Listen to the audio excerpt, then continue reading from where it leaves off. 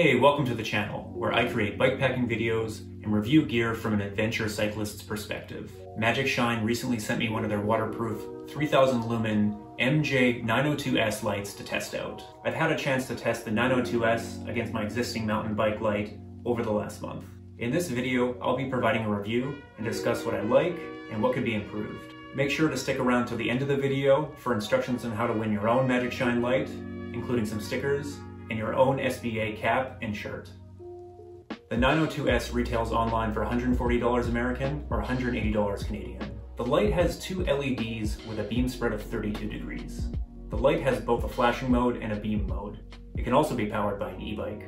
In the constant beam mode, there are 4 light settings ranging from 25 lumens with a running time of 42 hours to 3000 lumens with a running time of an hour and a half. The light is powered by a 6.7 amp external battery pack, which weighs just over 400 grams. It also comes with pretty much everything you need, including straps to mount the battery pack to the top tube, handlebar mount, an attachment for a GoPro helmet mount, aero bar straps, a charging cable, and a hex key.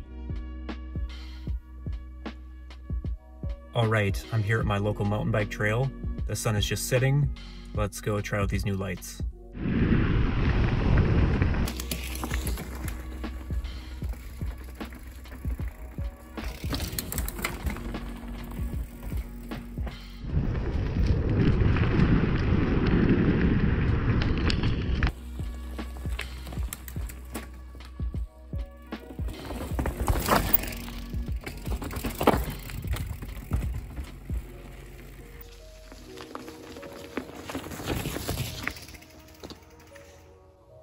So here's what I like about the 902S.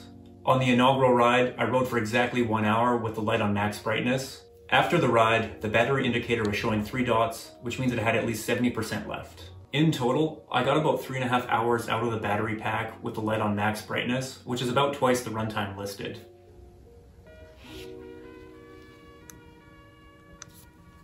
Here's a side-by-side comparison of the 902S with my existing light. I feel like the spray of the Magicshine is wider and it goes further.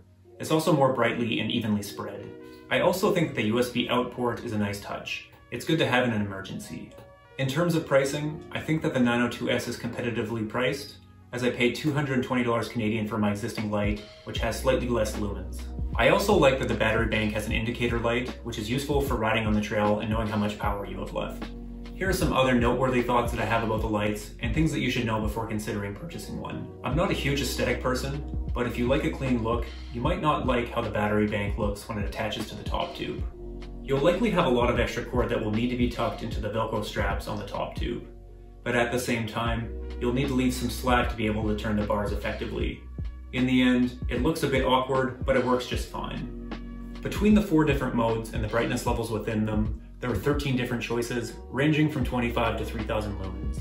But there's also a lot of overlap between those, with 3 of those 13 being 1500 lumens. While I mostly use this on max brightness, I found it time consuming to circle through the various modes and would often skip past my desired brightness level.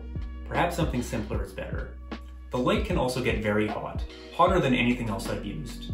And this can be a bit worrisome if it's on your helmet and that close to your head. Also, I'd like to note that Magicshine said the light is impact resistant up to 1 meter. But if you ride a big bike like me, then your light is way more likely to be 1 meter off the ground, especially if it's on your helmet. Because this isn't a long-term review, I can't speak to the durability of the light or the lifetime of the battery over a long period of time. Also, you should know that the light comes with a 2-year warranty and the battery pack comes with a 6-month warranty. So how would I see myself using the 902S? Honestly, the 902S is going to be my new go-to mountain biking light, which I'm going to pair with my existing light. While the 902S is marketed as an all-around light, I wouldn't really see myself using it for commuting or for bikepacking. This is because it's a bit of a hassle to strap the battery bank on and off the top tube. It would be easier to use something with a dedicated internal battery. The same would apply to bikepacking. Unless I anticipated doing a significant amount of night riding, I would probably opt for something with an internal battery. I also use a top tube bag when I bikepack, so I would have to store the bank in one of my bags and there would be no room to strap it on the top tube. With respect to mountain biking, I would only see myself using the light on my helmet and not on the bars.